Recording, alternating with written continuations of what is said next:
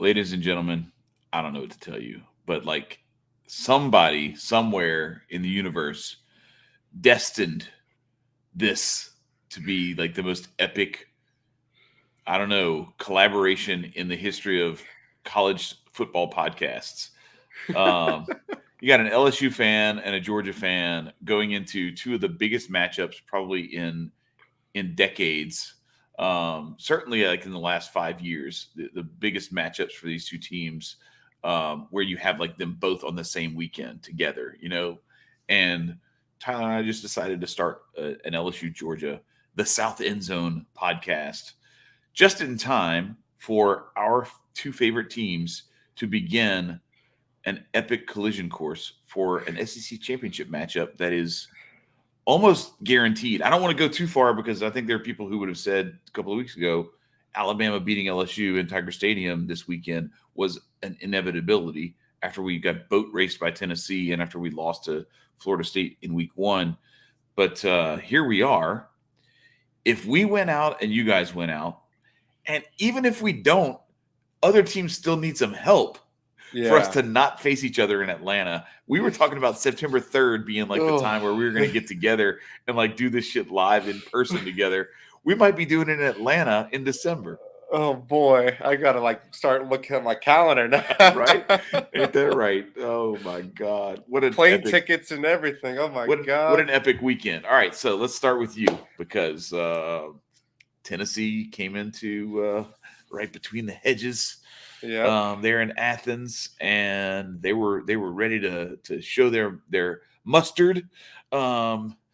Their French's mustard. One man decided that it was a good weekend to go ahead and get a big sponsorship and wear some shoes that I don't know. What was your feeling going into that game, and then how did it start to evolve as some of this other news started to come out? See, here's the thing: is unfortunately, I was working during this game. I was catching glimpses and snippets, and Chad telling me, "Oh my God, Stetson's playing out of his mind." Yes, but he wears the French's mustard shoes, which, if I'm not mistaken, the mustard thing is a sign of Tennessee being bad and being upset. Am I wrong? Like that's like this, what Tennessee fans would do when they're angry, right? Am I wrong? Uh-huh. Yeah, that's what I thought. Yeah, like that's what I'm saying. Like it's like, again, it's like a joke, but like that's like a bad omen. You're wearing something that like signifies a Tennessee loss it's like the remnants of the Butch Jones era and crappy checkered pants and all that. You know what I mean? Yeah, I mean, I only caught glimpses, unfortunately, of this massive game. And it just so turns out that we turned out on time and covered, mind you, and covered 8 points. We're hitting it at the right time. You know what I mean? Like you said before, it's like you said, the teams that end up well, take their lumps. It might not necessarily have to be losses, but take their formative, having to scrap one out unnecessarily against Missouri and actually have to try against Kent State. Well, in college football, that's actually the best medicine, is a close win where you almost embarrass yourself. And so the coaches can rip you up and down and put you through hell in practice. It's still a win column, perfectly justified, but you still get a W.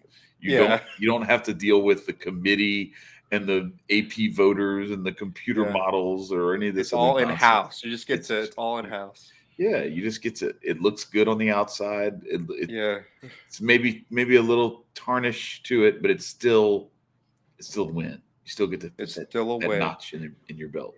It's still a win. And you and I were talking about it before. It's like Tennessee did themselves absolutely no favors leading into that game. You know what I mean? They and I was like, me and every other Georgia fan, you would not have spoken to one Georgia fan that said they weren't nervous as could be before that kickoff.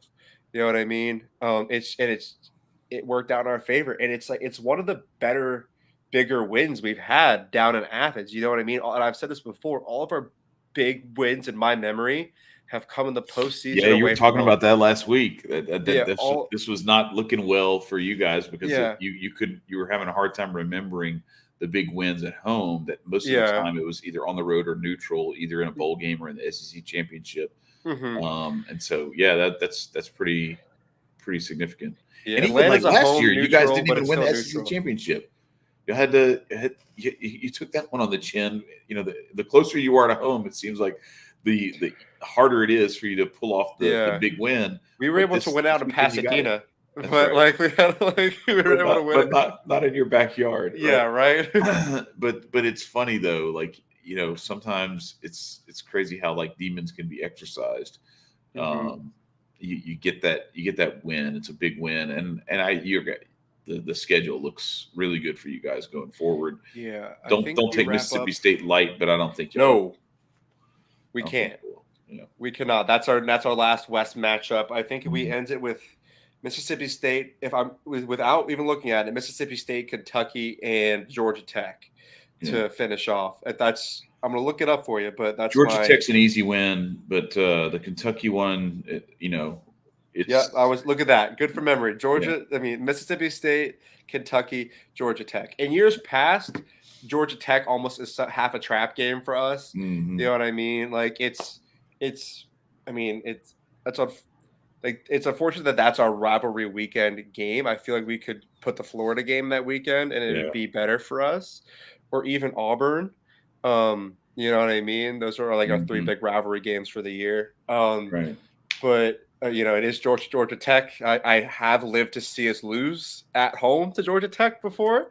Mm. And they were taking bites out, like taking Eh, pieces out of the hey, hedges listen, and listen, things like listen. that. Those were different Georgia Tech teams, That's true. and those were different Georgia teams. Like as good as those Georgia teams were, they weren't like this. That was in the Mark Yeah. Richt era, and it was I'm not not. trying to add any bad juju. I'm just Yeah, saying, like, I'm got just it. speaking. You know what I mean? Now I feel Georgia. you. I mean, it is. Yeah, you're right. It's Mark Richt era.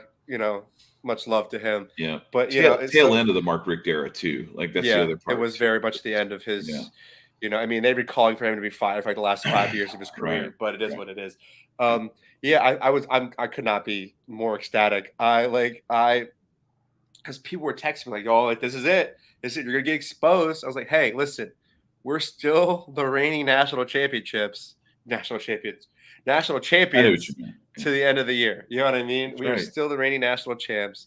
We still have that same quarterback, that same Hmm. coach. A lot of our, you know what I mean? A lot of our, we still have Brock Bowers, who Hmm. he's going to be. I think he's going to be something special in the NFL. You Yeah. know what I mean? He is a. When we had him last year, it's very interesting because he's a tight end, but he's maybe 6'3", and he's Hmm. so fast. Yeah. You know what I mean? He's not like a Gronk. He's not a Travis Kelsey. Right. He's not the sizable tight ends that have made a living in the NFL. But Hmm. he's so fast, dude. He's got the silkiest mitts, man. He can catch anything. Hmm. And I just think that I was just happy that we got it done in between the hedges down in Athens. And then we move right into what I would argue is a better game than ours. It was a way better game for It sure. was without a Certainly a doubt better a way game. better game. A game I Yeah. actually got to watch. Funny enough, while Mm. I was watching the Phillies just blow away the World Series. Mm. I was in the bar. There was a bar across the street from my apartment, right? Right. And it was like they had obviously the Phillies game on everywhere. But I asked the waitress, "Can you just make this one small TV right here, the LSU Alabama game?" And I couldn't be happier than I did. How do you Mhm. feel about that? Listen, man, I'm still kind of recovering. I think a little bit. That was so. I didn't go to the game. My daughter and my son both went. I have a son who's in high school and a daughter who's a sophomore at LSU, and like they went onto the field. Keishon Butte gave my son his chin strap. Like it's just like there's my daughter's like taking pictures with like recruits and the Barstool sports people and stuff and like all Yeah. it was wild. Like the aftermath was almost as epic as the game itself. Like the charging the field and normally like I would say it's kind of unbecoming of LSU because look, I'm wearing this shirt here, right?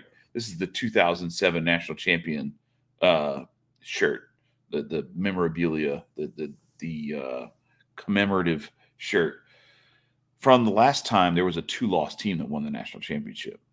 Okay, so I'm just saying, I wore it on purpose. Yeah, you We got did. two losses. There's a direct path. I think if if somehow we win out and then we go and somehow beat you guys, I think it makes it a little harder for a second team to come out of the SEC.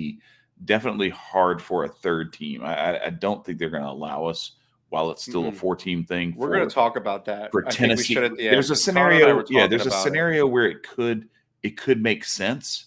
I just don't think it's going to be allowed to happen. Yeah. Even if it makes perfect sense and it's the best 3 teams. I think it's going to be 2. We're gonna have to talk about it. I think so too. I think it's 2. I think it's 2 regardless. Yeah. It's either LSU Georgia or Tennessee Georgia, unless you guys somehow stub your toe one of the next 2 weeks. Yeah, so you just want to talk about the playoff now while we're at it? So no, let's table that for a say. So let me get into because I got some thoughts. Yeah, let me get into the game. So yes. It's funny that you talked about how nervous you guys were, because that's what I was thinking when I was thinking about as fans. I was thinking about that. Like, I had exactly the opposite emotion. Like, I didn't care.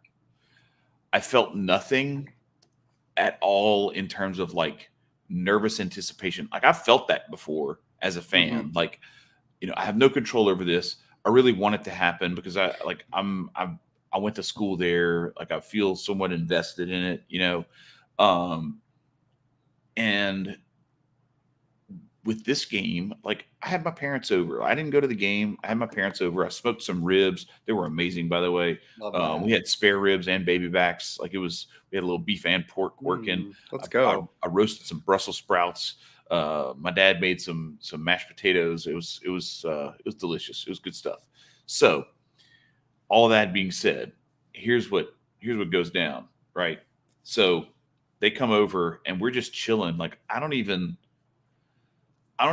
do the whole like, oh my gosh, I'm stressing out. Let me sit. Let me make sure everything's right, and I'm in front of the TV and all the stars are aligned and everything. I'm totally expecting us to lose. I'm hoping we make it interesting and cover. And if we win, holy crap, I'm going to be ecstatic. But I'm not expecting it at all. I was very confident in you guys, by the way. In our last episode, I had a lot of confidence. I was more confident in you than I was in us. That's pretty silly, because I felt the opposite. I felt like you guys have started to impose your will and like kind of demonstrate who you are as a club, as a program.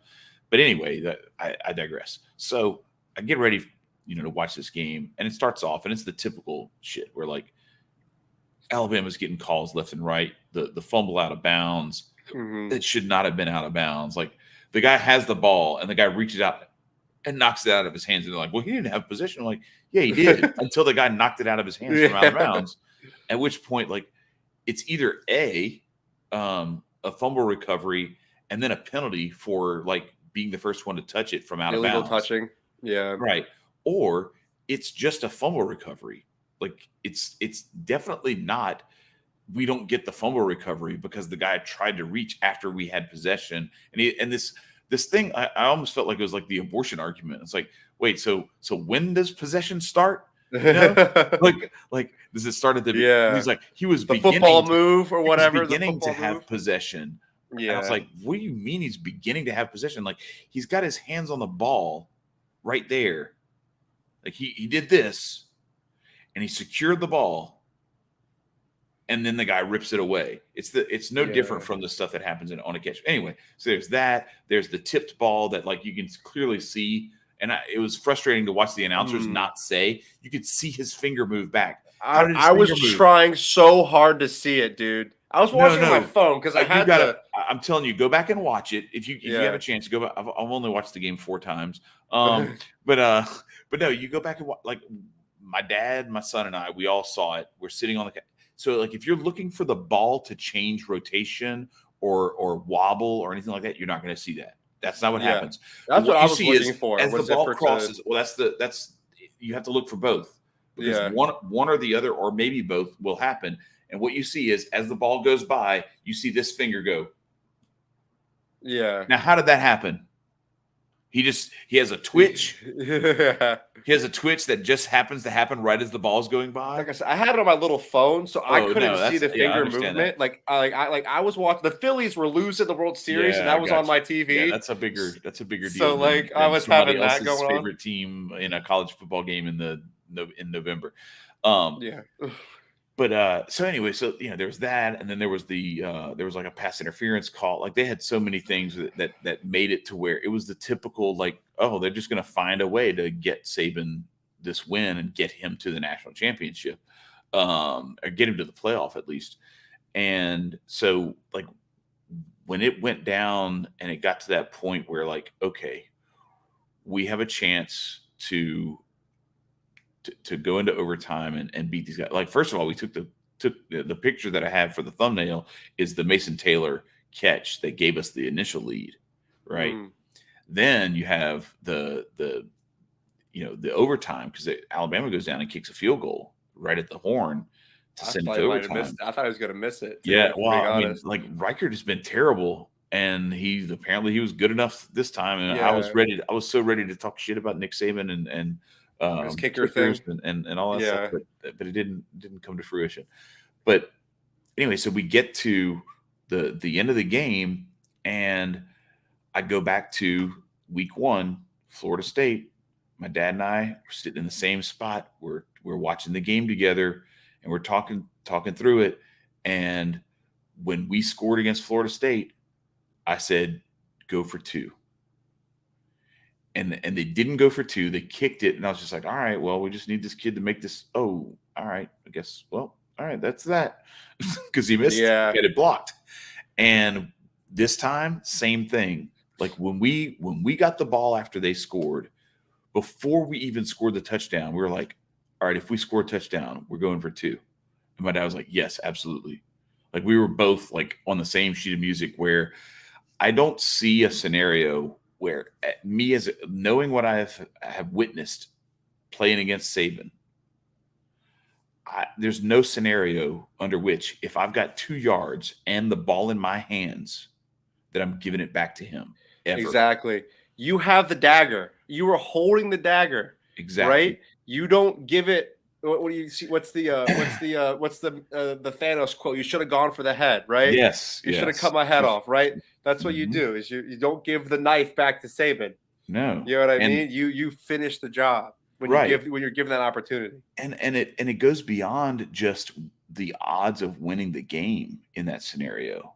To me, it came down to like this is Brian Kelly's first year. It's just that was his moment right there. And this is well not no yeah that's a big moment, but I'm saying like even if we don't get it,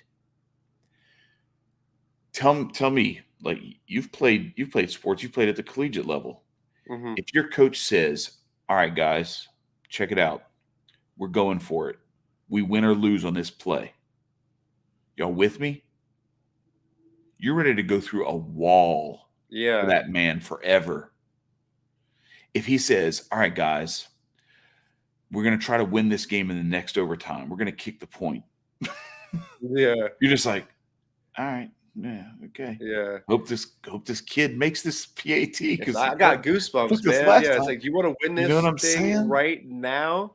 Like I said, because what you're doing is you're telling your team right now in this very moment I against believe in Nick you. Saban. I believe in in you. Now here is the keys. Here's the Mhm. ball. Now I'm trusting you.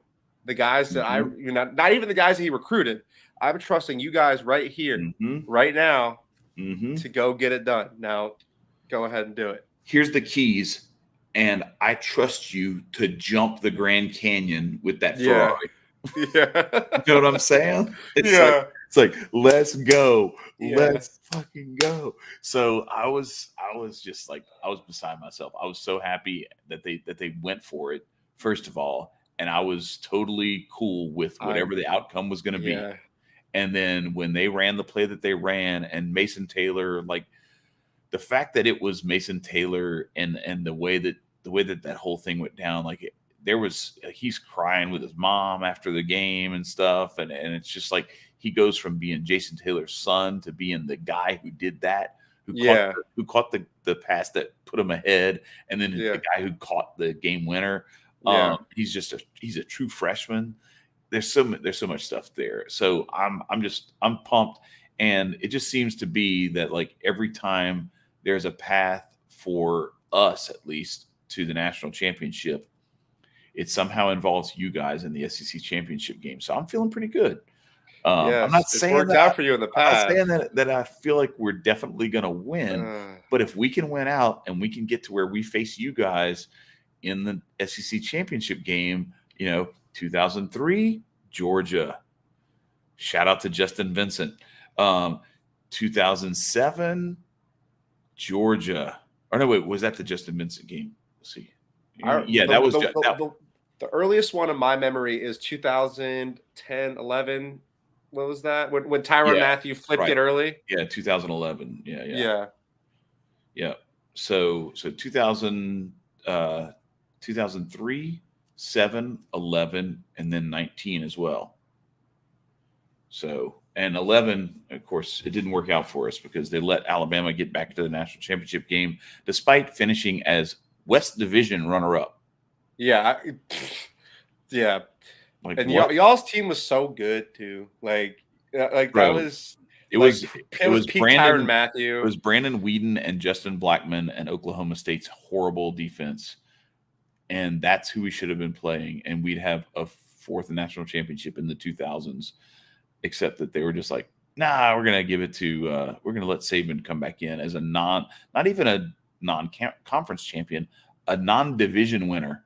Yeah. Then Like even I get like the power ranking stuff and everything, and that like and who they think is the best quote unquote best team, but like I just remind everyone like this whole thing of letting these people decide who the best team is, who should be there because they're the best team on paper or on the field or whatever, or their eye test says whatever it says. Kirk Herbstreit in 2006 said that there's no one else that belongs on the field with Michigan and Ohio State after their big epic. It was like the last or second to last week of the season. It was like a 42-39 or something like that win where Ohio State had beaten Michigan.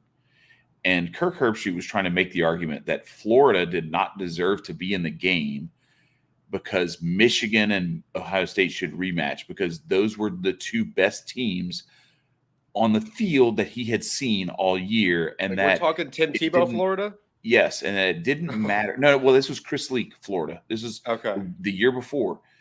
I'll have to go back and look to see what the actual score was of that game. Mm-hmm. But yeah, so there was this epic Michigan Ohio State game. It was great. It was an epic game. Like I'm not even going to deny it. It was like this LSU Alabama game, except they were both undefeated going into it, and it was crazy. However, the idea that a team that loses that matchup when the system is set up the way that it is, like, no, sorry, like this is a system that is built around this idea that like you get a shot, maybe two. If you fail, you don't get another shot. And like in that case, it was like no, like you've got an undefeated Florida team, and you lost.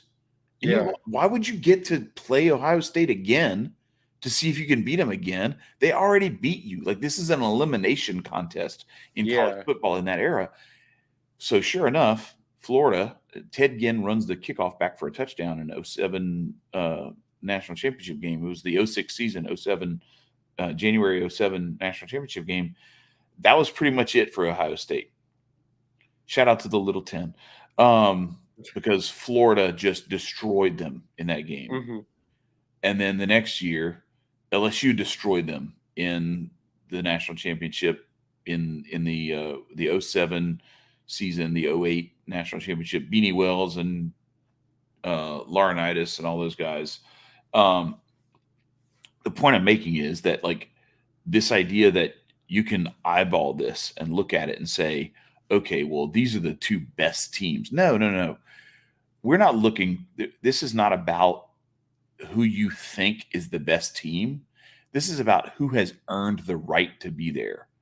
And to me, if there are only 2 teams allowed in the national championship game, like there were back then, where there was no playoff and you just got to pick 2 teams, why on earth do you think that a team that finished second in their division deserves an opportunity to play in that game over multiple conference champions?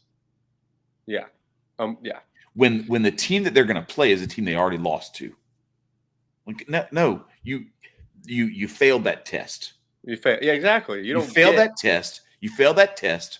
You don't get to come back again. We're going to let somebody else go up again. And so, like, shout out to them for doing what they did. There was some other stuff going on in the LSU locker room that like kind of screwed that whole situation up and everything. And Saban, I'll do credit to him for what he does. He builds a very expert program of attention to detail and everything. But the reality is, if it weren't for the way that the structure is set up and the powers that be try to direct things and manipulate things, he doesn't get that shot. Yeah, if they better hope. I mean, there's not a chance that they're like it's been very outright stated, because you know what I mean, that Alabama's chances are now done. Yeah, at this point, it's been signed, sealed, delivered on that front. It would take the most incredible sequence of events for them to actually find a way back in. Like it would take like probably 7 or 8 epic upsets for them to make their way in. But you know which SEC teams do have a chance? LSU and Georgia. Georgia. However, and Tennessee still. I don't think that Tennessee's out of the conversation yet, unfortunately. No. So now that we've got our gloating out of the way, do you want to talk? Do you want to talk about the playoff? Because I have some thoughts. Connor and I were talking about it. Now I know this is an SEC show, but I think that there is a chance of. So here's like a couple scenarios, right? Like it's like as long as you and I don't, LSU and Georgia don't do something stupid before the end of the season, we will meet in Atlanta. And I think if Georgia wins, right, I think that we get to be number 1, and get to be the number 1 in the playoff. And then Ohio State, Michigan right now are 2 and 3. They play next weekend, so that's going to decide that, right? Yep. I think one of them is in. One of them is out. Whoever wins the Ohio State Michigan game gets to be in, as 2. long as they don't mess around in the conference championship. Right, they get to be in. Which listen, let's be perfectly honest though. Like that's not a foregone conclusion. The undefeated Big Ten champ. Yeah, like that. I don't think it's out of the question. Let me pull it up. Hang on here, because I have a bunch of interesting different scenarios that kind of went through my head when I was live an hour ago. So like, it could be Minnesota, it could be Illinois. Either way, like that's the equivalent of, all right, so good luck, Georgia. Like you're in the SEC championship, but you got to play. I don't know. I think I'd have to take another East team because the West doesn't have any. The West has Alabama. We could somehow play Vanderbilt or Missouri. No, that's not. No, but that's not who it is. Like Illinois is more on the lines of like Mississippi State, Kentucky, like your 2 next opponents, where it's like you could lose that game. Like there's enough talent, and the coaches are like at a point, and the quarterback play. That's what the real thing I look at is like Will Rogers and Will Levis. Like the quarterback play is what is the distinguishing factor that separates those teams from some of the lesser teams in the SEC. And Florida, like similarly. Okay, here's one. Illinois in the Big Ten championship is like if Ole Miss made it to the SEC championship. Fair. It's like, oh shit! Like we cannot just this is not a guarantee. That's all I'm saying. It's not a guarantee. You probably 9 times out of 10, 8 at least out of 10, you probably win that game. But there's a well past non-zero chance of the Big Ten champion or Big Ten East Division champion not beating either Minnesota or Illinois, whichever one of them comes out on top in the West. So you could have no Big Ten teams. That's also true. My other thing here is TCU, right? we pretty much, I think we established on our episode that they can't not lose a No. game this season if they want to No. make it, right? And So, even then, they're still it's like, but my are we thing sure we want to let them? is, right, who of the one loss, this is, so there's two one-loss teams right now. If TCU loses, this is my like, and if they take Ohio State or Michigan, right? So here's my theory: Georgia beats LSU in this SEC championship. Georgia won. Either Ohio State and Michigan is 2, and then you're 3-4. If you think about it, what one-loss teams, right, have what you could say would be the best loss? Like, if you look at an eye test. All right, so let me break this down for I you. have the answer in my head, but I'm gonna So see what you say. I'm just gonna say right now, like if TCU finishes the season undefeated, they unquestionably deserve to be in the playoff. I'm saying if they lose, No, right. But what I'm saying is, Okay. like, because listen to their schedule the rest of the way. Mm-hmm. They're at Texas this weekend. They're TCU +7, by the way. They're a 7-point dog. Yeah, we talked about that in our show TCU earlier. +7. Like you saw the dog catcher had a rough day today. Shout out to Bowling Green for sucking tonight. Bowling Green. But it's we've talked about this. Like it's a 50-50 shot of like whether you're going to win these things straight up, and you should beat the spread 70% of the time, 75% of the time. But it's also not a guarantee. Tonight was proof of that. So anyway, they're playing at Texas this weekend. TCU is then at Baylor next weekend. Then Iowa State at home. None of those are like gimmies. There's no layups there. They've got to come to play in each of those 3 final games. Otherwise, they're a one-loss team, and they're not making it in. And I'm saying that to say, like, I could see so file that away as like it's possible TCU loses a game, maybe even 2, and is completely out of this conversation. Because those 3 games, there's a very strong chance, like 30+%, that they could actually fail to go undefeated to the season. So that's one. We already talked about Ohio State and Michigan. One of them I have 2 teams in my head, by the way. That's my answer. One of them has to lose. Yeah, exactly. They can't both win next weekend. Yeah, one of them has to lose.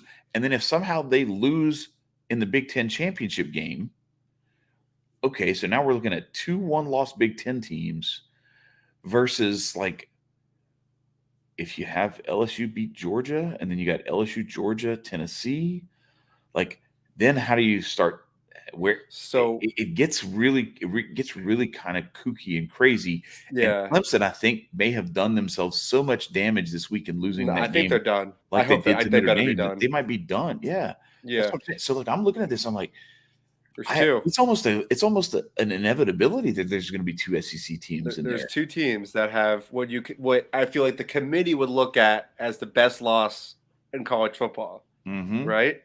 It's Tennessee and Oregon. Who did they both lose to? Georgia. Yeah. So Oregon's another one. I could see a spot where Oregon gets the 4th, Tennessee gets the 3rd, and you have Ohio State. So my thought, Georgia wins out, right, through the SEC championship. Ohio State and Michigan, whoever wins that game wins out through the Big Ten championship. That's your 1 and 2. And then TCU loses 1 or 2 of their next 3 games, right? I could easily see Tennessee 3, Oregon 4. I'm just saying. Yeah, so here's the thing to keep in mind about that, though. Oregon's got a really interesting game this weekend that I'm looking at hard. Is it UCLA, or do they have to? Washington. Washington at home with Michael Penix Jr. I think it's Jr. And he's, I don't know, I think he's overrated, but whatever. That's neither here nor there. He's athletic. He's talented. He's got a big arm. He can be wildly inaccurate at times, and Andre Ware gives him way too much credit. But he can make plays. So he makes that game interesting. It's at Oregon. Then they have Utah at home the following. And you can't sleep on that. Utah ain't no joke. Yeah. Then the one, and I'm saying all this to bring it back to something else, but so I'm not going to tell you who their final opponent is until after I go through what USC has left on their schedule. Because USC only has one loss. Okay, their schedule the rest of the way is Colorado, but then at UCLA and Notre Dame at home. And UCLA was the other team I was going to bring up. If UCLA runs that table, UCLA is knocking on the door, even though Oregon has that one loss to Georgia. UCLA's remaining schedule is Arizona, USC, and then Cal. So UCLA actually, with only one loss right now overall, I think they stand the best chance because they have cake with like a cake sandwich with USC in the middle. Yeah. And that's their big rival that they can beat. Now, the reason I waited on that Oregon call is because Oregon, their final game of the season is, do you know what it is? I'm assuming it's USC? No. It's their standard backyard brawl with Oregon State at Oregon State. So I'm just saying, like, there's a whole bunch of scenarios, and I remember 2007. Oh boy. It's Thanksgiving night. My dad and I are putting the turkey away after Thanksgiving dinner. We're going the next night to the LSU Arkansas game. We have one loss. It's an overtime, a triple overtime loss to Kentucky. That's this season right here that I'm wearing on my shirt right here. All right. They that was the Wesley Woodyard Kentucky team back then in 2007. So it was a one-loss LSU team playing their final game of the season at home against Arkansas. Granted, Arkansas was rocking Darren McFadden, Felix Jones, and Darren McFadden, and Peyton Hillis. Yeah, all three of those guys, all three starting NFL running backs. In their pro should have had a Heisman, or at least it was crazy. Well, anyway, so we go into that game, and that game is going to be on Friday night after Thanksgiving. It's Thanksgiving Day.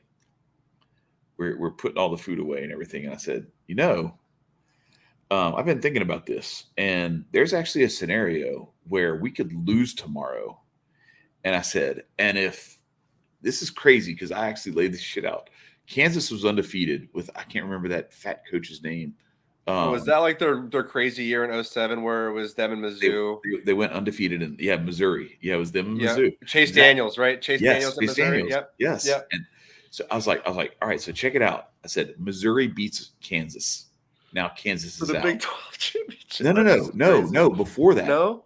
And then Oklahoma had 2 losses already. I said, then Oklahoma beats Missouri in the Big 12 championship. I said, I don't remember who. I said Pitt beats West Virginia. That was the Geno Smith. That's their backyard brawl. It wasn't Geno Smith. It was a different year because Geno Smith was the 2011 year. Yeah, when they put up 60 with like Tavon Austin and all them.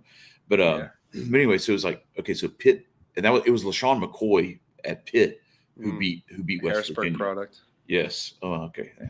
All right. Shout out to y'all. He's playing at Pitt. I hope he's from Pennsylvania. But anyway, so shout out to Harrisburg. I've been there before. It's a nice place. Rode the train and all that good stuff. Went to what was that place? Spring Grove. Yeah. That smells like shit over there. Yeah. Well, it's a paper mill. Exactly. Yeah. So anyway, digressing far. So I was like, if that happens, and then the other one was if USC beats Arizona State, because Arizona State only had one loss.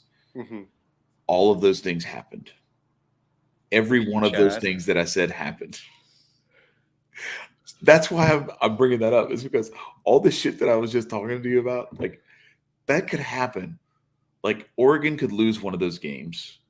USC and UCLA have their scenarios. You could see UCLA come from out of nowhere and make it crazy on the back end where all they really have to do is beat USC. The other 2 games should be cakewalks. They don't have any crazy rivalry games. Yes, the Pac-12 could actually have a representative, and it could not be Oregon. Yeah. And the Big Ten could have 0 reps, and the SEC could have 3.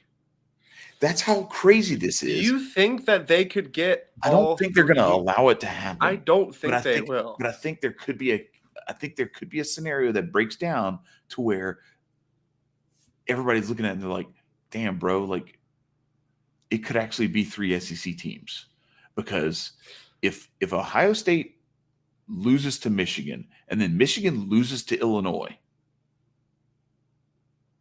and you've seen some of the ugly games that both of those teams have played, Yeah, Rutgers, then Northwestern. Yeah. yeah, that's what I'm saying. And then you go and you're like, oh, all right, so what are we going to do? We're going to do that, or we're going to say like, no, sorry, Tennessee, that one loss that you had at Georgia disqualifies you. Yeah. What? Yeah. And then what are you going to do? You're going to tell Georgia, sorry, that SEC championship loss to the LSU team that beat Alabama and beat Mississippi State and beat Ole Miss. Sorry, defending Yeah. national champions. And you're the national champions. Like, sorry, you don't get to play either. Or are you going to tell the SEC champion who has 2 losses, who beat Alabama and beat Georgia, Yeah. you don't get to play? Yeah. What? We're going to let a division runner up and a division winner, but not the SEC champion? Okay, so here's the thing. So in your scenario, who if somehow on whatever things have to happen, if Georgia, LSU, and Tennessee make it, who is that for? Who is the not 4th in your Yeah, head? so that's what I'm saying. So like, who do I think it's going to be, or who am I saying it could be? I'm saying it could be UCLA. It's not going to be Utah because they lost. UCLA, Oregon, TCU. Yeah. Well, no, UCLA, TCU. If TCU wins out, they're in. So that's UCLA, Oregon, USC. Yeah. TCU. Yeah, TCU wins out. Now TCU loses a game, they're out. Yeah, but TCU has. But if you they can't win not out, let them in if they're undefeated. No, if they win out, I'm telling. It's not just if they're undefeated. This is TCU will finally break the Central Florida Boise State mold of like, no. You look at our schedule. Look at the teams we've ran. A tough schedule. Look at and that's it's from getting us tougher about the Big 12. That's you and me saying that about their Big 12 schedule, bro. And it's getting tougher. Like I'm gonna go through it. I'm gonna go through it again. Hang on just a second. Let me pull it up here. Talk about our SEC But bias. Look, man. Hey, TCU's listen. had a schedule, man. So shout out to Jeremiah because he talks shit to us because he lives in Columbus. He's a big Ohio State fan. But listen, I will give respect to the Big 10 when they can change their name to the Big 14 and learn how to count.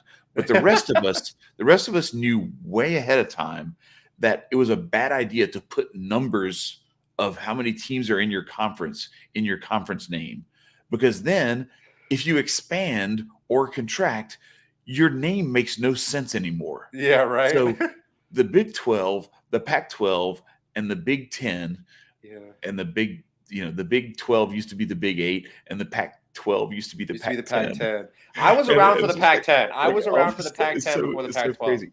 So the big, do you remember? All right, so the Big 12 used to be what 2 conferences? That I don't know. So I was around when it was the Big Pac-10. 8. Yeah, it was the Big 8. The Big 8 was the one that had like Nebraska, Kansas, Kansas State, Oklahoma State, all those teams in it, right? And then you had the Southwest Conference, which was Texas, Texas A&M, Texas Tech, TCU, SMU, like all those. Wow! SMU was at a conference. It was old. It was way back in, and that was the Southwest Conference. It was all these Texas schools. Yeah, it was all these Texas schools and Southwest, schools like out in that area. But anyway, I think the Big 8 had Iowa State and some others as well. But it's been a long time. So here's the schedule that TCU has played. So they played at Colorado. Colorado's terrible. Tarleton State, terrible. All right, so that's it. They got their crap out of the way early. Then at SMU, Oklahoma, at Kansas, Oklahoma State, Kansas State, then West Virginia, Texas Tech are like the 2 easiest matchups they had since then. All those other teams are like top 25 teams, or like SMU is like borderline. And I feel like too, and the rest of their schedule is Texas, Baylor, and Iowa State. all Yeah, I feel three of like those teams are TCU good. throughout the whole season has been catching all of those teams at like their best time Yeah, for that team. Like yeah. when that team had most of their guys healthy, had Mm-hmm. this, that, and the other thing. You know what I mean? I feel like they Mm-hmm. caught all the teams at their peak in the season. You know what I mean? Yeah, for sure, for sure. Yeah, Jalen Daniels, I think, got hurt in the TCU game. Yeah. So yeah. Yeah, and TCU was already ahead, so it was like it wasn't like everybody who played Kansas for the next 3 weeks got the benefit of Jalen Daniels You're being not gone, playing. not playing. So anyway, so that I think you could see. I think right now there is the candidates that remain available to appear in the Final There Four. you go. Yeah, there you go. I like the way Okay, you said that. The candidates available to remain. yeah. So Georgia is I think barring something this is, and all of this is barring some crazy Yes. you stubbed your own toe. All right. So if Yeah. all of these teams do what they're supposed to do the rest of the way, Okay. I'm ready. Georgia lock, Ohio State, Michigan, one of those two. Mm-hmm. But they're both candidates, right? Yeah. Because one of those two has to get in. As of right now. Right. Um, LSU is a candidate. I think Tennessee is still a candidate. So now we're done with the SEC. All right, Alabama's out. I think there's a path. It's worse than I think there's definitely a greater chance that two SEC teams, possibly a greater chance that three SEC teams make it to the Final Four before Clemson does. I Yeah. think Clemson has their work way cut out for them if I they're think ever going to Oregon make their way has like back a in. legitimate chance now. I Yeah, think the Oregon. Oregon, Yeah. USC, and UCLA. Yeah. All three of those teams do. TCU. I don't think there's anybody else. No, nobody else in the Big 12. So The that's teams that are 10. ranked 1 through 9, 1 through 8 right now are your 1 through 9 are Mhm. your candidates right now, Yeah. in So my opinion. Georgia, Ohio State, Michigan, TCU, Tennessee, Oregon, LSU, USC, skip Alabama, Clemson, I don't think Ole that Miss, Clemson's. Ole You, Miss. you think Ole Miss is still? Yeah, because they only have one loss. I'm saying like if Ole Miss wins out and You think LSU they? and We're we gonna talk lose, about that actually. if We're gonna Ole talk Miss about that. wins out and we lose this weekend or lose to Texas A&M in 2 weeks, yeah. Yeah. Like Okay. why wouldn't if Ole Miss wins out and they only have one loss and they beat you guys in the conference Yeah. championship, So why wouldn't they be in there? who? So now we're at We have 10, to talk about other candidates in a second, but for something else. UCLA, and then that's pretty much it. You could maybe make a case for North Carolina, but they really have to grind and work their asses Yeah. off. And the people playing the tuba and banging the cymbals to make noise for themselves after this is all settled and said and done is Tulane. They're going to be complaining that they deserve a chance because there's going to be a They're the UCF Knights of yeah. the. There's going Listen, to be we let Cincinnati into the playoff, and we saw what happened. yeah, Okay. there's going to be a two-loss team in the Final Four, and Tulane's going to be sitting there with one loss, and they're going to be complaining about it. And there's going to be like three other one-loss teams ahead of them. But so let me make my argument for the Cincinnati thing not being the nail in the coffin that you think it is. I think the biggest problem that we have is that it's only a 4-team playoff. I have been since the 90s when I was like in high school and college clamoring all by myself for a 16-team playoff. I think it would be absolutely epic. Take the playoff standings from right now and tell me you wouldn't want to watch this weekend worth of matchups. Georgia versus North Carolina State as the 116 matchup. Ohio State, North Carolina as the 215. Michigan, Penn State as the 314. That'd be great. TCU, Utah as the 413. Tennessee, UCLA as the 512. Oregon, Ole Miss as the 611. LSU, Clemson as the 710, and then USC, Alabama as the 8-9, and then it just starts working its way down. That's better than any March Madness I've ever. By the way, you guys get the winner of Alabama Clemson in the second round. Congratulations. Wait, so would you want to do it like that? Would you want to do like a Absolutely. 116, or would you want to do first round buys or anything like that? Well, if you have 16 teams, there's no need. Oh, no need. Yeah, you Okay. just play it, But even if you did 12, yeah, you could have the first the top 4 have buys and have the other 8 Uh-huh. play each other and fight to play the bye teams in the second round. I think yeah, I agree. I think that the playoff is way too small. Mhm. Um, but then I think it allows for because like the teams that like and I feel like for those who say specifically, people we know say that you and I are biased, like we want other conferences to have Mhm. teams to have a chance. It's just that we don't think that those other conferences have teams that are worthy enough teams that are worthy of the top four. Mhm. You Well, know what I mean? back to Jeremiah's comment. He said something about how like the SEC bowl record doesn't indicate that we are the best conference. And I'm like, man, listen, you cannot even come close to comparing that. That is like apples to Half of that our is. teams aren't even playing in those I was bowl gonna games. say So I mean, half of the starters aren't even playing. that is apples to orangutans because first of all, like there have been 3 different occasions where 2 SEC teams are in the playoffs. Yeah, So they're not playing in the bowl games. So then what you get is SEC number 3 against the Big 10 champion because the Big 10 champion didn't make the playoff. yeah. So like I don't want to hear about like, And oh, then you cool, get SEC number cool. 4 against the So Pac-12 champion. right, Yeah, exactly. yeah, Exactly. You see what I'm saying? yeah, It's like I've done the math on this stuff. It's routinely SEC number 7 against Big 12 number 3 or yeah. something like that. And it's like Vanderbilt at the end of it all, Vanderbilt's playing like some conference runner up or something It's from like it's some yeah, other it's like Mizzou's playing Texas or yeah. South Carolina's playing Oregon. You know what I mean? It's just Yeah, like so I get it's kind of like having like all right, so we got our all-star team. All right, cool. That all-star team has to play that all-star team. Now, who's your second string all-star team? They're playing this other all-star team. It's like, whoa, whoa, yeah, whoa, whoa, whoa, whoa, hold on now a second. Like we get this like we just sent Kobe and MJ and Shaq and yeah. all them over there, and like now we got like Doug Christie and some shit, over here that we got to try to run out to. Like we got you're talking shit because your conference runner up beat Mississippi State in a bowl game. Like okay, congrats. It's backups. Hope you're yeah, and that too. Yeah, not even to mention So that it's probably backups. But others. Oh, sorry. Go ahead. yeah, no, go ahead. What were you gonna say? Other scenarios that I would now that you've got my brain churning. Hmm. Who are your like?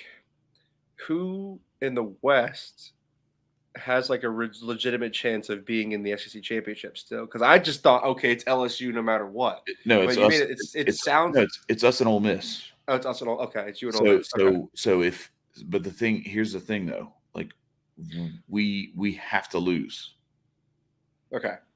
Ole So if Miss, you went out, you're good. if we win out, we're good. So if Ole Miss wins out, then all they need is one loss from us, and they're in. Yeah. But if you Um, both went out, but you if get we it no both matter went what. out, we're in. And if we lose, and they've got Alabama this weekend, if Alabama beats them, then we have to lose twice because we have the tiebreaker over them. Okay, good. So And both Alabama of still can't make it. Okay, no, good. Alabama still can't make it. No, no, no. Alabama, because Alabama has lost to Tennessee and to us.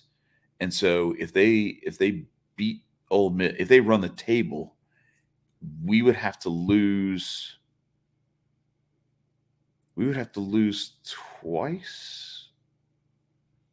No. Okay. Yeah. If Alabama runs it, no, Alabama could make it. If Alabama runs the table and we lose a game, Alabama makes it in because they have Oh, 2 losses. Yeah. okay. They're lost to Tennessee and to us, but they would if we lose again. Oh no! I take that back. My bad. My bad. We have to lose twice for Alabama Yeah. because we have 1 loss to Florida State and 1 loss to Tennessee. So if we lost to Arkansas, we still hold the tiebreaker over Alabama because we There you beat them go. head to head. My other question is I'm probably not thinking that hard, but I Mhm. can't remember the last time that the SEC East representative had a better record than the SEC West It's been a while. representative. Yeah, it's You know been what I mean? yeah. It's and we've stubbed our toe and let Mizzou into the SEC championship before. Like we've done, we've stubbed our toe and let Florida in. So is Missouri, Florida, South Carolina's been there. We've let some just ridiculous teams into the. Yeah, I think they were showing it the other day. The only 2 teams from each conference that have never been in the SEC championship or each division, it's Texas A&M, Ole Miss, Vandy, and Kentucky. Yeah, everybody else in the conference. Even Mizzou has been in the Missouri, SEC championship. Yeah, that was with Auburn. Against Auburn when Michael Sam was there. He was like the defensive player of the year or something like that. I won't say anything. That was Cam Newton, Auburn, right? No, that was Nick Marshall and Nick Marshall. Don't remind me of Nick Marshall. Jesus. Listen, can I tell you that like we had them 21-0 in the first half in Tiger Stadium that year. We beat them 35-21 in Tiger Stadium that year. The year that we had the Prayer Jordan hair. Yeah. She will listen, okay. And if Kelvin Benjamin doesn't catch that pass, if Jameis Winston doesn't hit Kelvin Benjamin, with like 40 seconds left in the fourth quarter, Winston, Florida State, good Lord. Auburn wins the national championship for another SEC crown, and their only loss would have been to us. That was the Zach Mettenberger. That team. Look, man, you look back at that squad, and it's like Mettenberger throwing to Jarvis Landry, Odell Beckham, and there was another receiver. Yeah, we beat that team. Not that year. I don't remember what year it is, but it was Aaron Murray in Athens against Mettenberger. Todd Gurley got hurt and he missed like the whole second half. Yeah. Yep. Hurt his ankle. But yeah, we lost that year. We lost to, well, no, that may have been when we lost to you guys. But I know we lost to Alabama on the TJ Yeldon dump off. That was so incredibly depressing. That team was actually really, really good. Jeremy Hill, and we had a squad, man. It was crazy. Jeremy Hill and Spencer Ware were both on that team. Look, there he is. He faded. Go Buckeyes. Yeah. All right. Hey, listen, man. As soon as you Big Ten people learn how to count how many teams are in your conference and can come up with a realistic name for what your conference should be based on. It can't be the Northeast Conference anymore. How many that's USC and whatever else. Right. But look, I was at a restaurant, so I couldn't really listen too much to what you and Connor were talking about when I posted it. But like, I'm seriously, people aren't talking about this. I haven't heard people say it because I think they don't want to say it. But like, the way that Josh Allen's elbow got tweaked in that game, I'm not convinced that he doesn't need surgery on that UCL, man. What, he go back too far? Is that what it was? Well, he came like this and he got hit as he was going forward, and so he got torqued right here. Yeah. And I'm just, man, because I'm seeing it on ESPN. They just showed the play, and I'm like, yeah, bro, it's pretty. Oh, listen to this guy.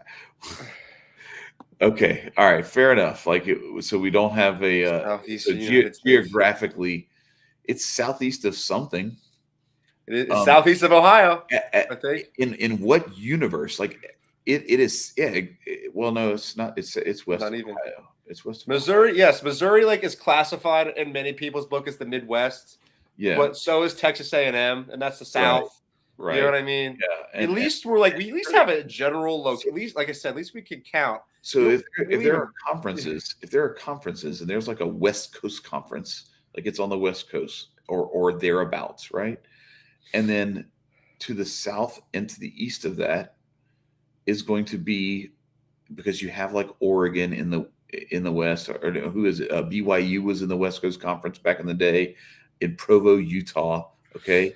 So southeast of that is Missouri. So it is still southeast. I'm I'm not reaching. I'm just trying to show you that like in some universe, it is Southeast. And also, In if no we're universe whatsoever are 14 teams 10 teams. There's no universe that you can create. there's 14 equal 10. You can reach all you want. You will never reach 14 and 10 being the same thing. And if we're being honest, we don't really want Missouri in the conference anyway. No shit, right? So, like, if we're being Listen, honest, man, I would, not for nothing. Like, I would totally be cool with like Florida State, Clemson, like some schools like that, I would be Virginia happy Tech, if West one of them Virginia, joined. like that would be totally cool with It would me. I make would honestly totally absorb perfect. that. It Yeah, would make I feel sense. like it'd be like if like Florida State and Common Clemson Core math, he said. This is great. I love it. for the like Florida State or Clemson would be great additions because they'd fit right in this. They could kick out Missouri, keep Vandy because of the conference GPA, but kick out Missouri. My kids are doing the best they can to bump the conference GPA up. But the Florida State or Clemson, I feel like they'd be great. They'd be better than maybe not better than Oklahoma, Texas. I don't know. I think that Florida State and Clemson makes sense. I would love Florida State and Clemson, South Carolina in the SEC to be like two new rivalries in the SEC, right? Make super conferences and then you have over here. No, look, Jeremiah, I've been saying that for a long time that I would love to see like 16 team super conferences, and you don't even play across your divisions. You just play the 8 division games. What do you say? It's worthless conference, the Pac-12. Listen, I mean, you say that, and we have 3 teams in the Pac-12 that can make it. 3 Pac-12 teams that could actually make it to the playoff. And I see a scenario where there could be 0 Big Ten teams in there, and also 3 SEC teams in the playoff. But we're not. He might have missed that. So we're the 3 SEC teams in the playoff requires quite a bit of stretching and reaching, and some weird help. But like I said, like I didn't think it was outlandish to say that LSU could have made the 2007 national championship game, and all the things that I laid out actually happened. So it could be that this happens too. You never know. Yeah. But I'm not thinking it's likely. But yeah, it's man, it was a crazy, wild weekend. Yeah. You want to talk any of the games for this coming weekend before we get out of here? Yeah, sure. What you got? I think, well, mainly, at least like most definitely, if we talk about one of them, it doesn't have to be our 2 teams. Bama, Ole Miss. It's a big one. How do we? Ole Miss plus 11.5 in Oxford. Look, I'm call me crazy, but like I started talking like this. I thought that the 2020 national championship that Alabama won was just like all of the national championships, World Series, NBA finals that were won in that whole bubble, crazy lockdown, shortened season, whatever weird scheduling. Yeah. But it kind of felt like the strike shortened seasons in baseball and football that have happened, where it's like, do you really? I'm not saying you don't count it, but do you put an asterisk and say like, hey, by the way, like this was the year that they played 10 games, and it was like this handful of teams, and that was it. And some played less. Some played. It was just a weird whole setup. Like the last legitimate, like you can like really say, okay, everybody was on the same page. Like that year, 2020. So we come off of a national championship where we have arguably, and I'm going to make the argument, there has not been a better top to bottom, front to back, like start to finish college football team in the history of college football than the LSU 2019 team. I wouldn't argue that. That team just dominated football for 15 consecutive games.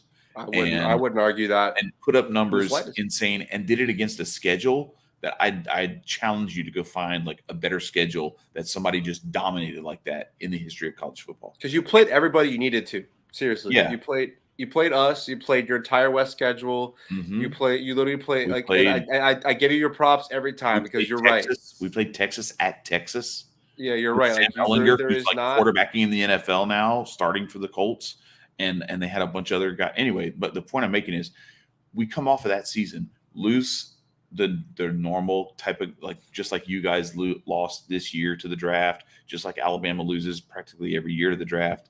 Okay, but then when the lockdown stuff and the opt out stuff started, and there was like some little bit of weird shit with a couple of guys, then it started, like, so Tyler Shelvin opts out, Jamar Chase opts out, Terrace Marshall opts out after like 3-4 games, Arik Gilbert opts out and like transfers, like, and then we have all these other guys transfer. So like, you have that whole situation happen, and there were some other schools that got affected similarly.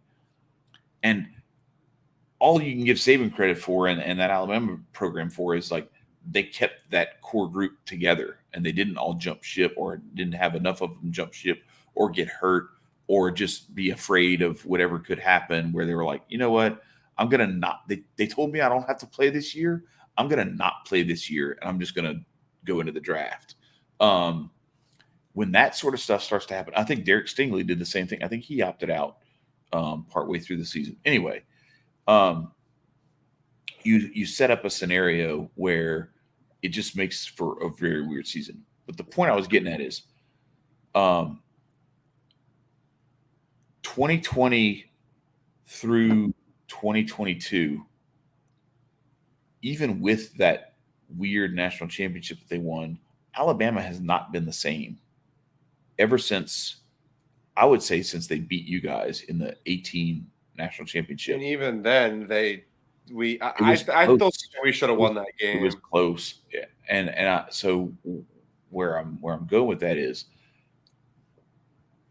you can call me crazy, I don't care. I think there's a danger that Saban that Alabama loses this game to Lane Kiffin and Ole Miss. It's I think it's going to be a lot tighter than what that spread is. It's going to be a lot more interesting of a game, a little more competitive a game. And the thing that worries me is, like, there's no margin for error for LSU if Ole Miss wins that game. We Yeah, we have to win out to get to the SEC championship. And Ole Miss, I wouldn't put it past them. yeah. I mean, Jimbo Fisher broke the.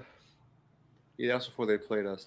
Yeah, Jimbo Fisher broke the Saban assistant curse, and now the floodgates have opened. You know what I mean? We got Kirby Smart a win over Saban, and now Lane Kiffin gets a chance to do the same. Yeah, that's I didn't think about that, but that's very true. Like, Yeah,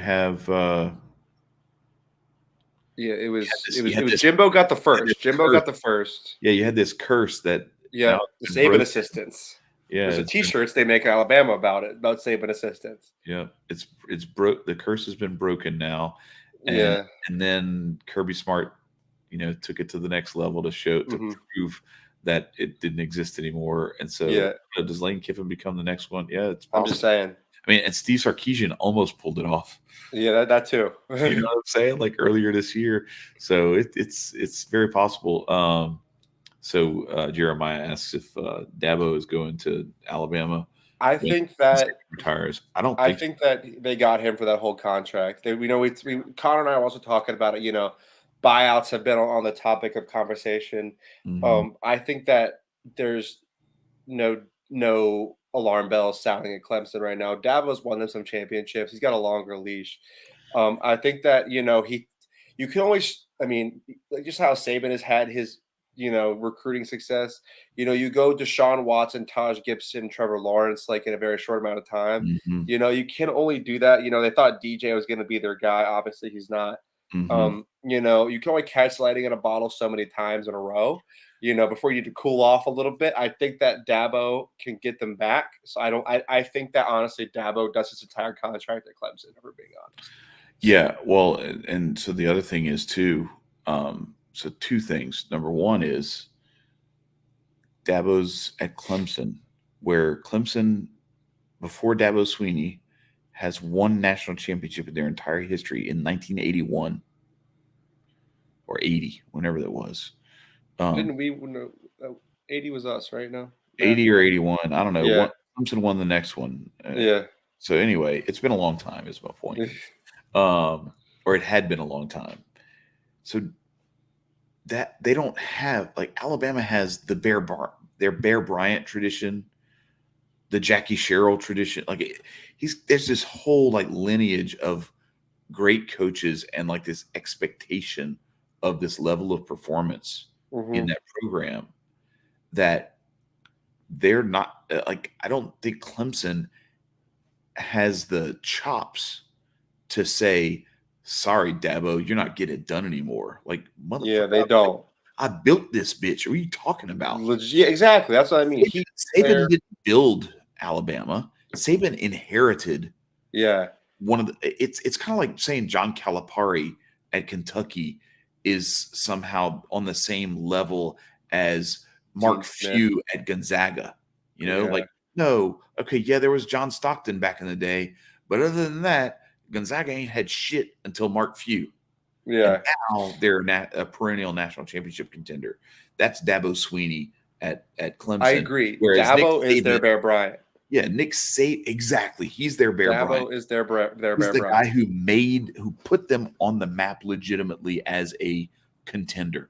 So he can write he's basically Bobby Bowden. He's going to have to be like 70 something, pushing senility or something like that before they let him go. And I don't see him wanting to go and try to live in Saban's shadow. You think that's no, what he would rather do is take Clemson to the next level. He loves that program. When Saban's gone, because then when Saban's gone, it's like, oh shit, that's like, maybe I'll have to compete with whoever the next guy is. And that's another thing, another conversation that people don't really want to have is like, who in the hell is going to sign that contract to take over after Nick Saban is gone and live with that expectation level? It's not going to be who people think it's going to be. Alabama better be really good. They better sharpen their pencil at finding who that next guy is. They got hella lucky. And yes, I'm a little salty. I'm an LSU fan.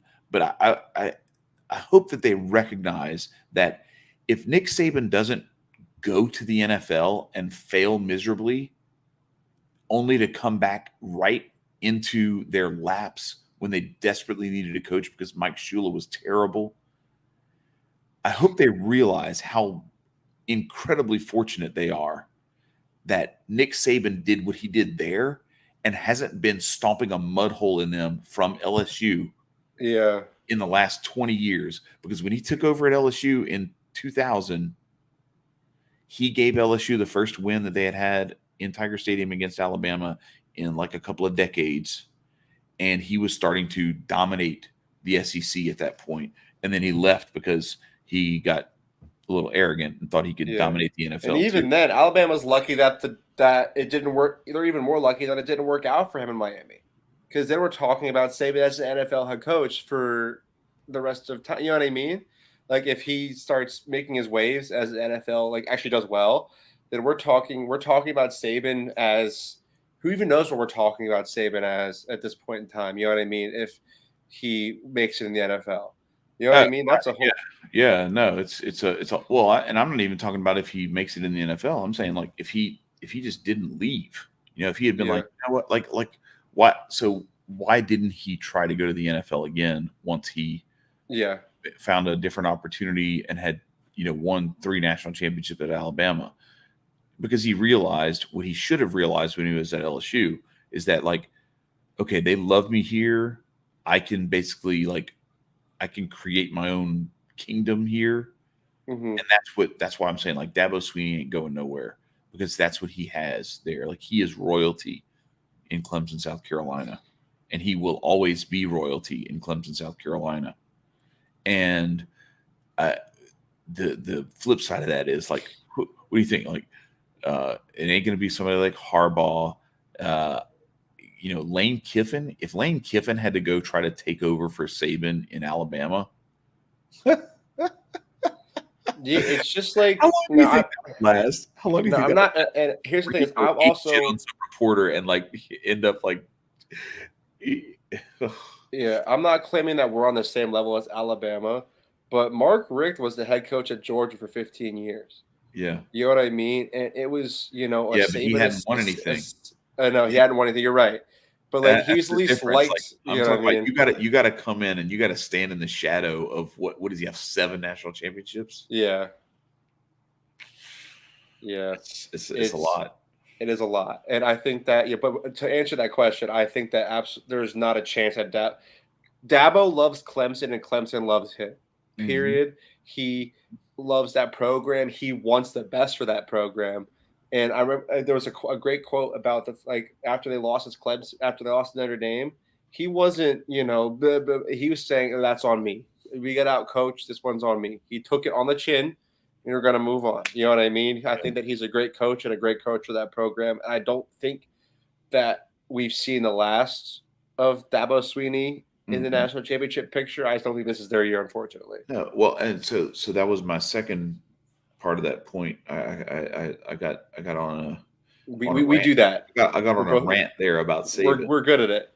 um, because I think Saban has coached his last national championship, and the more and more it's because I remember I said that last week before we beat them, Yeah, it's true. Yeah, and I said that last year before you guys beat them. yeah, Um, it's it's starting to become more and more like apparent because it would be one thing uh, if that Milton kid was the quarterback, you know, hmm but he's got a Heisman Trophy quarterback, and they still can't like it. He couldn't protect. I was watching, dude. Here's the part that tells me, and I saw it last year when they almost lost to Florida. They were up like 28-0 on Florida, hmm and Florida ran the ball the entire second half and almost beat them. Florida or That's Alabama. that's not Saban. No, that I The, saw the, that sign really early. I was like, you almost lost to Florida. not just that they almost lost to Florida, but they almost lost to Florida. And Florida, I don't even think they threw the ball 5 times in the Yeah, second half. Florida wasn't even playing their best game. No, they weren't. It was Yeah, terrible. That was with yeah. what's his face? Emory Jones is the quarterback, hmm not the offensive lineman from LSU, the other Emory Jones. Um, but I saw that and I was like, this is weird. This is different. I watched this weekend. We ran the ball down their throats the entire game. And yeah, Jaden Daniels was doing some of that with, out of the pocket and everything. But like, no, Josh Williams down their throats. John Emery down their throats. Armani Goodwin broke off like a 7-yard run, like his only carry. He's still kind of coming back off an injury, but like LSU was pounding the ball on him, and I'm watching film, and that like offensive linemen are pushing D linemen down the field 3-4 yards, 7 yards, throwing them on their backs. That's not Alabama that I remember. I know. And then they couldn't get their running game going. They were having to dump the ball off to Jameer Gibbs in the backfield and shit. Like hmm I look at that and I'm like, okay, so tell me the last time you remember a Nick Saban coach team, because this is the part I want everybody to realize when we talk about this LSU game this weekend. We haven't brought this up this whole time that we've been doing the show, these 2 full masterful episodes. LSU had 39 scholarship players for their bowl game last year. 39. That's what I'm saying about like the whole like what happened after 2019 and like what Ed Ogeron allowed to happen with Yeah. people leaving and all the craziness. 39 scholarship players went to the bowl game last year. You know how many scholarship players you're allowed to have on your roster to be in compliance? 85. So, I didn't know that, honestly. Yeah. LSU had 39 scholarship players. And Brian Kelly came in and he went through the transfer portal and got DBs from Oklahoma and ULL and wherever, Missouri defensive linemen and all this stuff. he's just kind of band-aided, and I think they still probably only have like 60 scholarship players on the roster right now, maybe 65, 70, I don't know, but it ain't 85. Yeah. The fact that you baling wire and duct taped a team together and you dominated the line of scrimmage against Nick Saban, I don't know, man. I don't think it's there anymore. Yeah. Ole Miss plus 11.5. I'm just saying, Ole Miss plus 11.5. Ole Miss. And as far as other games around the SEC, before we get out of here, LSU -3 against Arkansas. I think we know what we like there. Yeah, I would normally be worried about this, but I think the preparation that Brian Kelly's been doing, because he started when he first came in and took over the job. Do you know that he had them practicing outdoors in January and February to when they were doing their workouts and stuff like that? He's like, no, y'all need to get used to this. You're gonna have to play in this when you go up to Arkansas in November and December and shit like that. Like you're gonna go to College Station, you're gonna go to Fayetteville. You need to be able to play in these conditions. So we're gonna practice in these conditions. What is the outside in Louisiana in January? Like, I gotta know. It's wet and cold. Okay, I was just curious. It's absolutely horrible. It's because I've been to like the Upper Peninsula of Michigan, and it's like 7 below, but it's dry.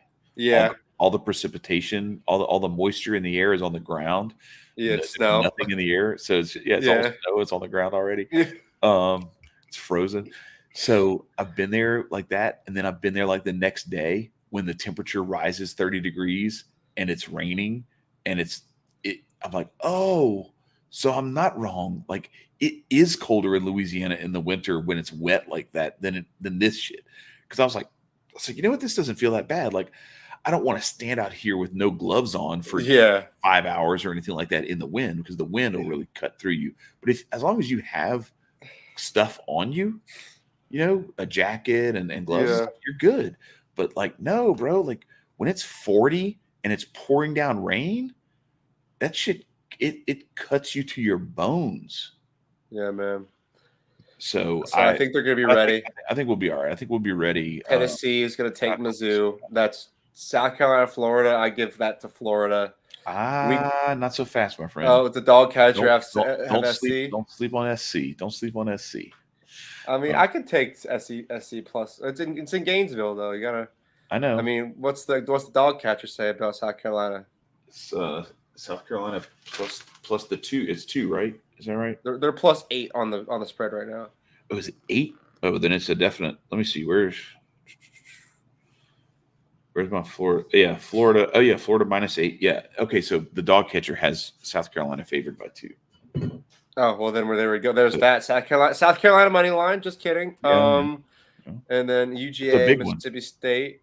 We can't stub our toe there. We like you gave your Mike Leach rant last weekend. I think y'all. Yeah, your defense is too good. I actually think like if he's smart, he doesn't try to risk the 4th downs in stupid field position. Because your defense is too good, which I think helps you guys. Because I think the worst thing that can happen for you guys is that he actually tries that shit. And I think he'll get it at least once or twice if he tries it. That's what I'm saying. He's gonna pull it off, 2 or 3 times if he tries it 5. So and that could extend the drive just long enough. The only thing is, I think your defense is just too good overall. And then we have the buyout bowl. I think they could cover. But it's in that like. You could win by 10 and you're still good. No big deal. Yeah, I could see. And then what do you think about the buyout bowl, Texas A&M and Auburn? The buyout bowl. Before we get on out of here, I so badly like the dog catcher says Texas A&M, and I wanna go with it. But damn, man, like it's so tight. So they have, who is it?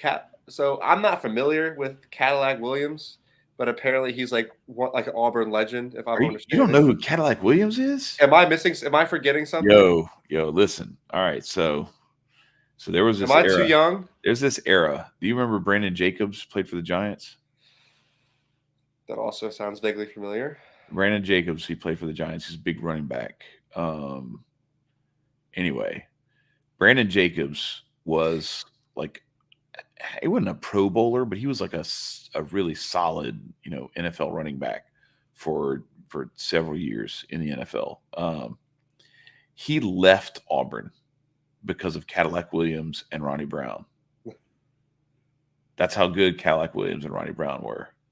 That an NFL caliber running back left the program to go play somewhere else because there were three of them. Anyway, yeah, Cadillac was legit. He was I try not to make myself appear young on this show. I feel like I do a pretty decent job. Yeah, we're not that old, Jeremiah. Making myself this appear kid young. Doesn't remember Cadillac Williams. Damn, man. I was gonna say it's a shame. The reason Chad and I do this is because of he played for the Buccaneers in the NFL. Cadillac did when he and Ronnie Brown actually played for Nick Saban in Miami. With Ricky Williams, like Ronnie.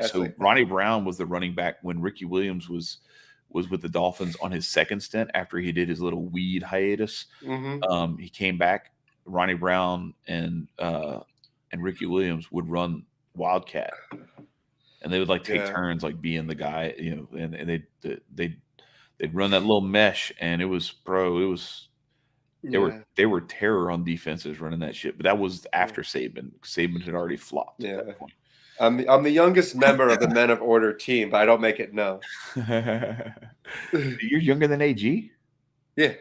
Oh, damn! I didn't realize that. Okay. Yeah. Keith and AG graduated 2 years ahead of me in college. We went to college together. Wow. I am. Cool. Should I say my age on the internet or no? I mean, I don't care what you say. I am 24 years young. And this is I feel like I'm saying I try not to make myself appear young on the show. You're half my age, man. You're exact. Yeah. I'm 48. I'll be 49 in 3 months. No, I was gonna say, 2 months now. I try not to. Like I said, I try not to make myself like. I feel like my historical knowledge of the game doesn't. You impress me. Like there's some of this stuff that you're talking about that I'm like, oh shit, okay, yeah, he remembers that. Yeah, so you were. Damn, when that game I'm talking about with Stafford, that was 08, 07, 08? No, it was 08. What were you, like 8?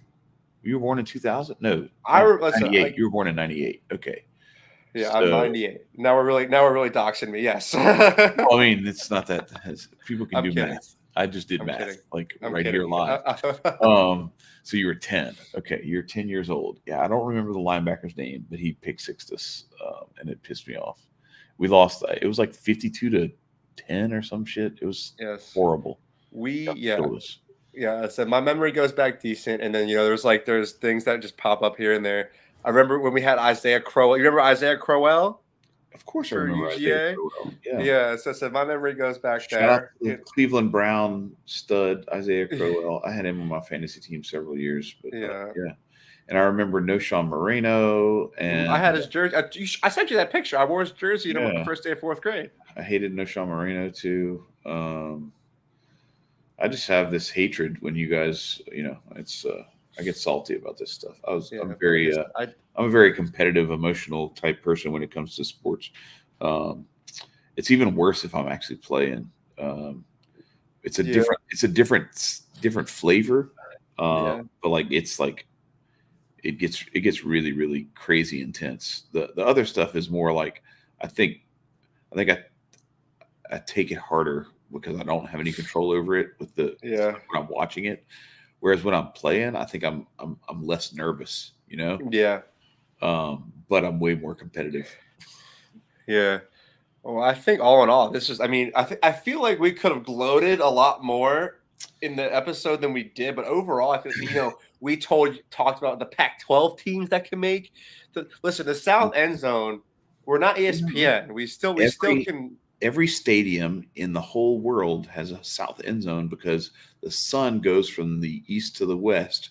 So it makes no sense to have the end zones facing in those directions, because then you would guaranteed have a team that's facing into the sun for a whole half of football, and then the other team facing the sun the other half of football. That would be stupid. So every team has a south and a north end zone because that's what makes sense. Well, I don't know. So Maybe some of the dome dome stadiums are stupid and don't do that. But I think for the most listen, part, they have a north and a south end zone as well.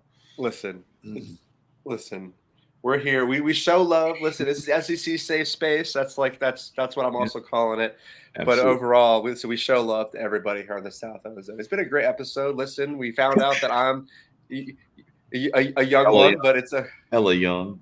yeah. But listen, I like I said, like I feel that I at least try to not make myself appear so young in the you know what I mean. My favorite Georgia Bulldog isn't Stetson Bennett. You know what I mean. Like of all time, isn't Stetson Bennett? Isn't Nick Chubb? Isn't you know what I mean? Yeah.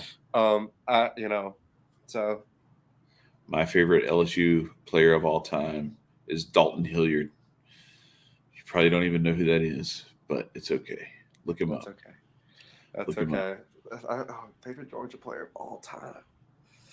I mean, I feel like Matt Stafford. I mean, I loved AJ Green, man. That was something AJ Green, ridiculous. monster, man. And honest, if we're being honest, like right in my wheelhouse was really Todd Gurley. Mm. Like that was like I saw him one of the three Georgia games that I got to see in person. I got to see his last home game, I think. Yes, his last home game in Athens because they played Vanderbilt. Those tickets are cheaper. They played Vanderbilt. I saw him throw a left-handed halfback pass to Arthur. Oh, I forget his last name. It's Artie. He caught it for a 50-yard lefty pass, and that was the last game because pre-NIL, Mr. Todd Gurley got a couple game suspension for signing some autographs for money. He came back to when we played Auburn that year. He took the opening kickoff to the house, which got called back for a penalty. Then he tore his ACL mid-game. Yep.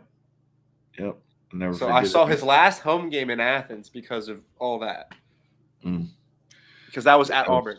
That was crazy too. Like to think that you could have someone have CBS and ESPN and the NCAA make all kinds of money showing his image on the screen over and over again for promos, commercials, and everything. And the man signs his own name. Yeah, his own name. Yeah, it was like his pictures. I don't know what it was like a couple $1,000s worth of like it's like money, whatever. But like he still got suspended for and 4 now games. listen, it was so wild. I'm listening to the radio in Baton Rouge yesterday or the day before, and there's an injury lawyer who has like 10 guys signed already, and he's talking about how he went and got Josh Williams, the running back from this weekend. He's working on something with Jaden Daniels, and he's talking about all this stuff like just out in the open about how he's talking to Jaden Daniels about the opportunities he could have if he stays and like there's some options, and he's talking to these guys. He's talking about how he sits down with them and talks about like, let's look at where they have you projected and all this stuff. It's like, is this guy your agent now? Yeah, He's an it's injury crazy, lawyer. dude. He's an It's injury so lawyer, and it's like so he's your crazy. agent now. What? Yeah, Todd Gurley literally just signed a couple autographs signed a couple autograph pictures for money, and it was anyway. Long story short, yes, it was. It is a Georgia and wild LSU both won, and now there's a chance for a collision course in Atlanta. Let's go. And a great. Listen, the South End Zone could not have started at a better time, if you ask me. But I'm excited for more. And it's been a great episode, and I'm glad for Jeremiah for hanging out for it. Yeah, likewise. All right, appreciate y'all all coming through, and we will see y'all next time. South End Zone out. Peace.